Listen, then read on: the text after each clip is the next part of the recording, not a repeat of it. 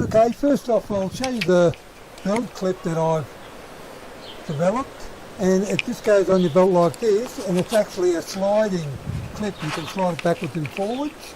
I'll get the button on the belt which has got the angled clip also, and you can see you can slide it around to the side, to the back, even right around the back. If you're walking, it looks awkward, but it is very comfortable to walk. Well, if you need your tools close in front of you, especially if you're up a ladder or anything like that, they're close at hand.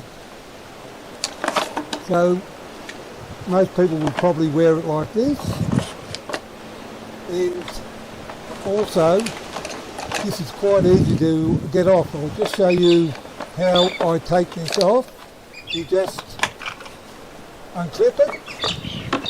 You take the other clip off. It fits on any belt that you're wearing, so it's quite convenient also. So here's a closer look at it. I'll just get the side clip off, the belt clip I should say. And you can see that it goes on any belt. Once you clip it on like this, on the angle one on the back of the belt, it leverages down so it won't slip off. And of course the hook underneath the clip doesn't allow the belt to come off either. And well, I suppose that's about it.